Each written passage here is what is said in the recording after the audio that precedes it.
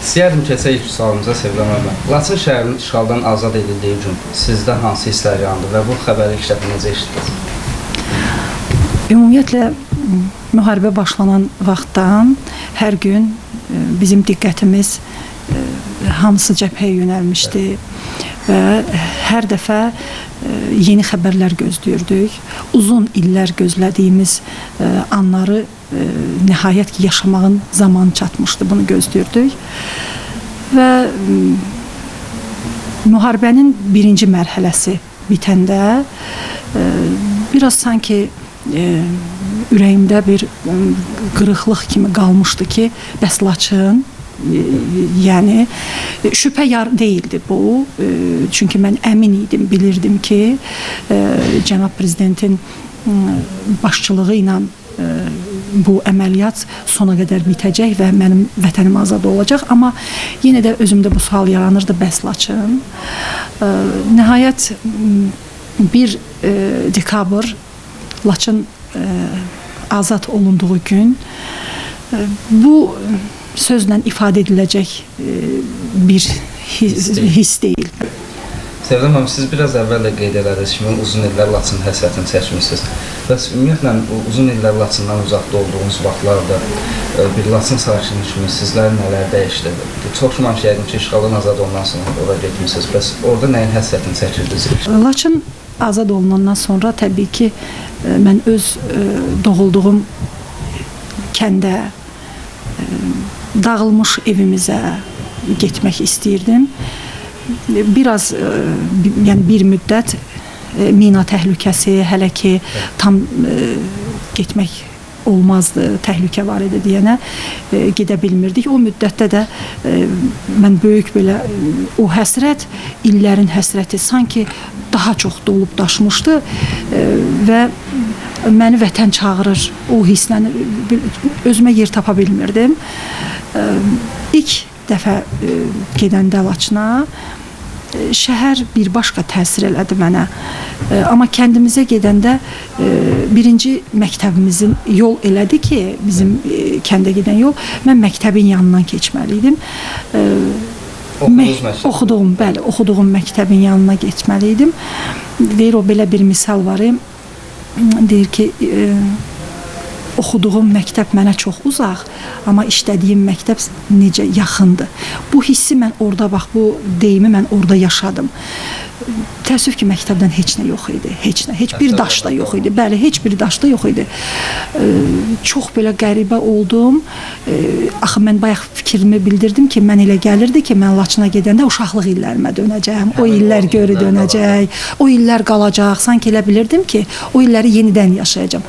Elə orada mən artıq başa düşdüm ki, o illərdən heç nə yoxdur, əsər əlamət yoxdur. Ondan sonra evimizə tərəf getdim, dağılmış evimiz, soyuq daşlar, əzizlərindən uzaq, yəni artıq sevinirdim ki, hə, vətənimə gəlmişəm, amma vətənimə gəlmişəm, heç kim yoxdur. Bəs ümumiyyətlə, belə deyim, valideynləriniz oradan çıxanda o evin açarı vardı.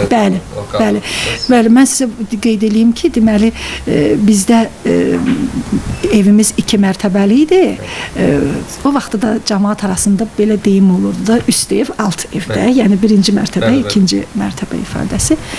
Bizim evdə bir belə balaca mamamın sandığı var idi, balaca sandıqcada, belə o böyük sandıq başqa, balaca sandıqca var idi.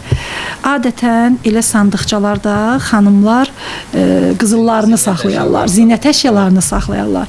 Mənim anam orada açarları saxlayırdı. Özdə qeyd eləyirdi həmişə, bu üst evin açarlarıdır, bu alt evin açarlarıdır.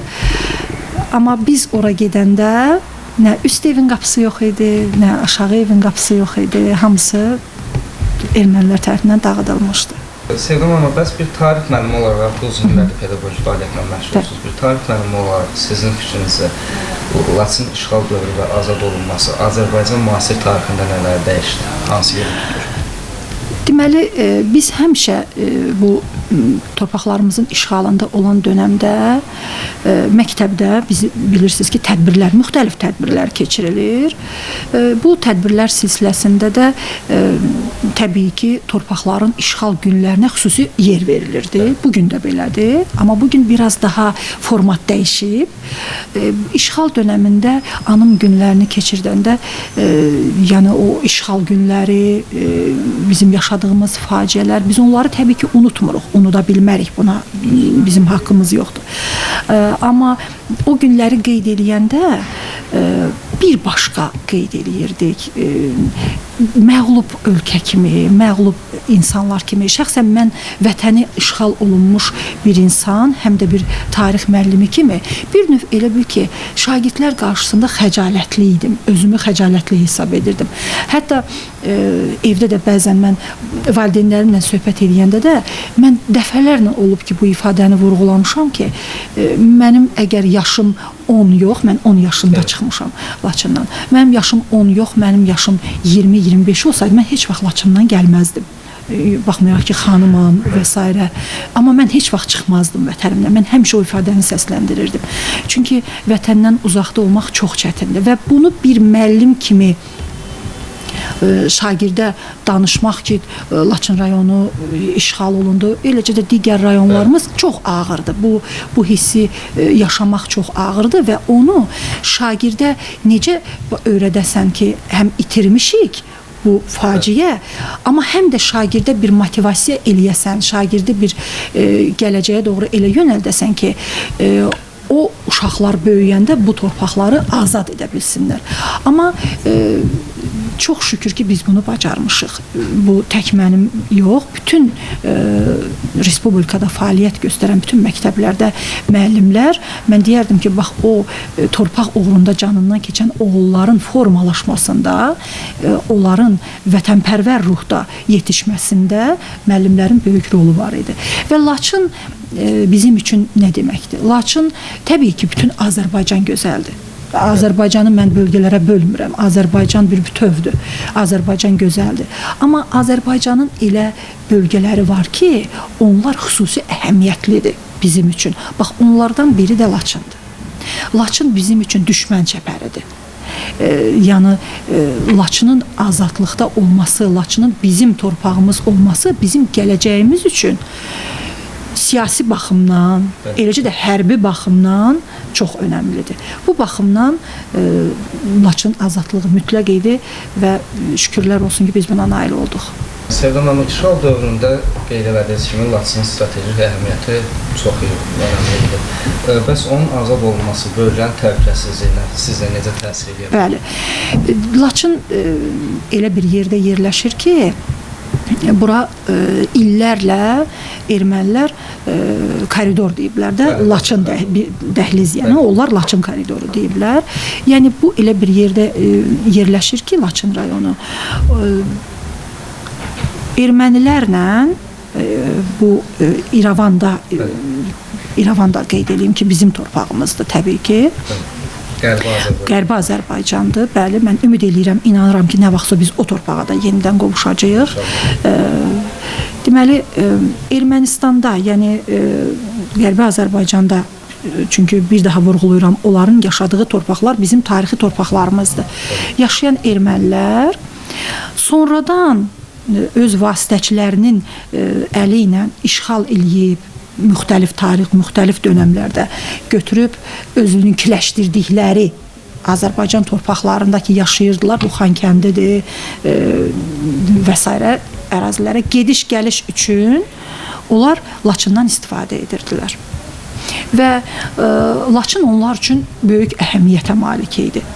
Və nə qədər ki, onlar o Dağlıq Qarabağ dedikləri o ərazidə ki, yaşayırdılar, onların bu ərazidə yaşamaqları, gediş-gəlişləri, öz himayədarlarının müxtəlif təsirlərindən istifadə etmələri təbii ki, Laçında yaşayan əhali üçün təhlükəli idi. Çünki bilirsiniz, düşmən var, deyir, düşmənin də gərək mərd olsun. Amma bizim düşmənimiz mənfur düşməndir. Bizim düşmənimiz qadına, uşağa, yaşlıya güllə atan düşməndir. Ona görə də bu böyük bir təhlükə idi o ərazidən keçmək. Hətta Laçının ilk işğaldan azad olunduğu vaxtda biz gedib keçəndə, bilirsiniz, onda hələ sərhəd keçid məntəqəsi var idi onların əlaqə Ermənistana getmələri üçün.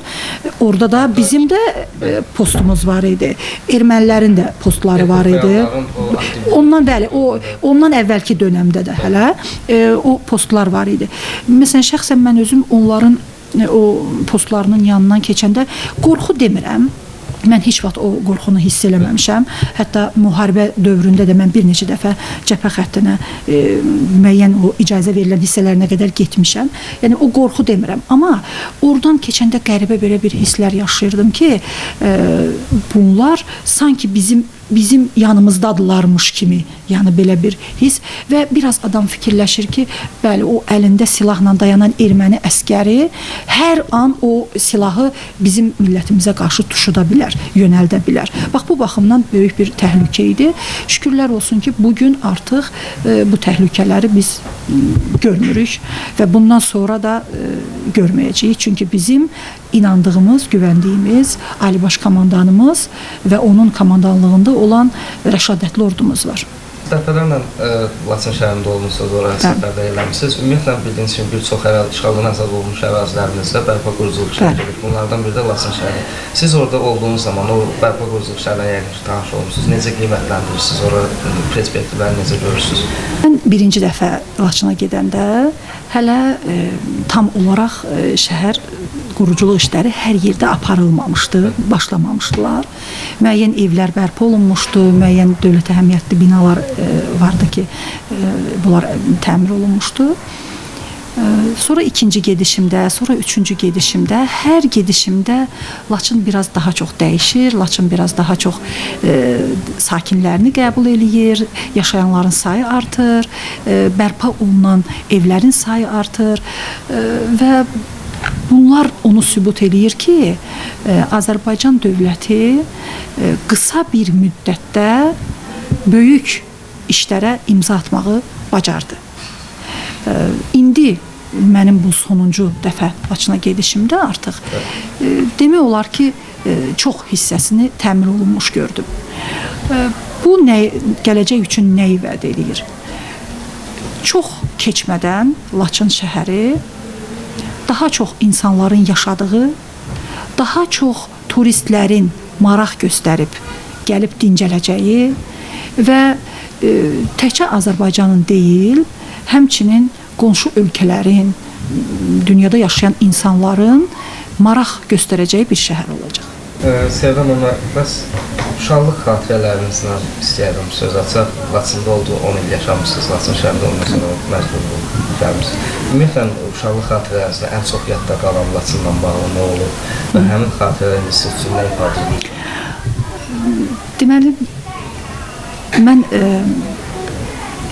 məktəbli yaşımda, məktəb illərində oxuduğum vaxtlarda bilirsiniz, Laçın rayonu dağlıq əraziləri daha çoxdur da relyefinə görə. Arandan dağa köçlər gedərdi. Cəmaət yayda yaylaqlara qalxırdılar axı. Bəli, yaylaqlarda qışda qayıdırdılar Aran bölgəsinə. Bizim evimizdə elə yerdə idi ki, o köç gəlib bizim evin aşağı hissəsindən keçirdi də, yol oradan keçirdi. Mən evimizin yanında belə bir hündür yer var idi. Gedirdim, çıxırdım o yerə, o hündür yerə ki, rahat görə bilim də, o gələn köçü rahat görə bilim. Oradan mən saatlarla o köçün necə kəndə girdi, necə gəldilər, getdilər, onlara baxırdım, o köçə baxırdım. Hər dəfə anam mənə deyirdi ki, o köçdə axı böyük itlər olurdu. Deyirdi, bir gün o itlər sənə hücum eləyəcəklər, sənin köməyinə çatan da olmayacaq, amma mən xoşum gəlirdi köçə baxmaqdan. Və hərdən də fikirləşirdim ki, bu qədər insanlar hər il fəsil dəyişəndə köçlə gedirlər. Bəs biz niyə köçmürük? Biz niyə harasa getmirik? Təbii ki, onda mən uşaq idim. Bu mənə maraqlı gəlirdi o köçə baxmaq. Mən nə biləydim ki, günün birində bizim köçümüz elə olacaq ki, biz 30 ilə yaxın vətənimizə həsrət qalacağıq. Bax, məndə həmişə o fikir yadıma düşür, gözümün qabağından o xatirələr gəlir, gedir. İndi də kəndə gedəndə mən gedirəm həmin yerdə dayanıram, oradan baxıram. Amma nə köç yoxdur, nə də o itmiş illər. Bir pedaqoq kimi Sevran Hanım, şagirdlərinizə Laçın azad olunması barəsində hansı suallar verir sizə? Ən çox. Onlar üçün bu hadisəni necə izah edirsiniz siz? Laçının əhəmiyyəti, Laçının bizim üçün, dövlətimiz üçün, gələcəyimiz üçün əhəmiyyətindən həmişə uşaqlara danışıram. Verdiyim sual uşaqları həmişə düşündürmək üçün, həm də onların fikrini bilmək üçün. Biz bugün necə oldu ki, Laçına sahibik? Biz illərlə ayrı qaldığımız, düşmənin işğal etdiyi və bəlkə də deyim ki, bunu sizə çoxu insanın artıq o torpaqlar geri qayıtmaz dediyi, bəli, bir dönəmi keçmişik də. Uşaqlara sual verirəm ki, biz o torpaqlara necə oldu ki, yenidən sahib olduq? Müxtəlif cavablar alınır. Amma bütün cavabların fövqündə dayanan nə qədər ki, bizim mərd oğullarımız var, nə qədər ki, bizim qüdrətli ordumuz var, nə qədər ki, bizim dövlətimizin belə rəhbəri var, bəli, biz həmişə qalib olaraq yaşayacaq. Bax, bu tipli cavablar alıram mən uşaqlardan ən çox. Sevran Hanım, digər bir sualım müharibədən sonra bağlıdır. Ümumiyyətlə, müharibədən sonra Laçında həyata keçirilən mədəni irsi mədəni irsi bərpası layihələri ilə bağlıdır. Sizə görə hansı tarixi əhəmiyyəti daşıyır bu mədəni irslər Laçında bərpa olunur? Bəli, Laçında müxtəlif tədbirlər həyata keçirilir. Tək Laçında yox, işğaldan azad olunan torpaqların, yəni növbə ilə hər birində görürsünüz ki, tədbirlər həyata keçirilir. Bu tədbirlərin keçirilməsi, məsələn, o keçmişimizin gələcəyə ötürülməsi baxımından, öyrənilməsi və öyrədilməsi baxımından məncə mühüm əhəmiyyət daşıyır. Onları yenidən göstərmək, unutmağa, unudulmağa imkan verməmək. Bax, bu baxımdan mühüm əhəmiyyət daşıyır. Son olaraq onunla bağlı son sualımı vermək istəyirdim sizə. Bugünkü gündə Laçın işğalının azad olduğu gündə Laçınla bağlı ən böyük arzunuz nədir? Mənim ən böyük arzum, mənim bütün, bax, bu işlədiyim kollektivdə hamı bilir. Mən Respublikanın ən yaxşı məktəblərindən birində işləyirəm. Məktəbimiz tanınmış, yəni öz məzunları ilə tanınmış, məktəbimiz burada görülən işləri ilə tanınmış, yəni ən yaxşı məktəblərdən biridir. Buna baxmayaraq, mən Laçın rayonunun o lap ucqar kəndlərində və xüsusilə də öz kəndimizdə, mən Laçın rayonunun Alıqulu kəndindənəm, oradakı məktəb, lap modul tipli məktəb olsa belə, fəaliyyətimi orada davam elətdirmək istəyirəm. Yəni, ora qayıtmaq istəyirəm, inşallah. Mən həmişə belə bir söz demişəm ki, Bakı bizim ölkənin paytaxtıdır. Gözəl şəhərdir. Bəlkə də kimlər üçünsə Bakı dünyanın ən gözəl şəhəridir. Mənim üçün də gözəl şəhərdir. Amma mən niyəsə həmişə deyirəm ki, Bakı, mən sənə alışa bilmədim. Baxmayaraq ki, ömrümün 10 ilini Laçında, ömrümün 30 ilini Bakıda yaşamışam. Amma buna baxmayaraq mən Bakıya alışa bilmədim. Öyrəşə bilmədim. Mən Laçını istəyirəm. Fəaliyyətimi də və ömrümün indi bundan sonra nə qalıbsa, onu da Laçında davam etdirmək istəyirəm. Arzum ancaq budur, Laçın. Laçında ailənizin ora köçməsi oldu. Bəli. Ailəmizlə birlikdə bizim yəni kənd qeydiyyatındayıq. Biz Laçın rayonunun Alıqulu kənd qeydiyyatındayıq. Hələ ki o kəndin bərpa işlərinə başlanılmayıb, amma ümid eləyirik, arzuluyuruq, dualarımızdadır ki, tez bir zamanda kəndimizin bərpa işləri başlasın və biz ailəlikcə köçək. Düzdür, yaxınlarımızdan, doğmalarımızdan, qohumlarımızdan köçənlər var. Laçın şəhərində artıq yaşayanlar var. Şəhərin özündə qeydiyyatda olanlar, bəli, şəhərdə o bərpa quruculuq işlərindən sonra köçüb yaşayanlar var. Amma hələ ki kəndlərdə quruculuq işləri aparılmadığına görə bizə növbə çatmır. İnşallah ki bizə də növbə çatar və mən bu arzuma çataram inşallah. Daha bir müsahibəmizin sonuna çatdıq əziz tamaşaçılar. Hər birinizə sağollaşıb gələn müsahibələrdə görüşmək ümidi ilə. Sağ olun.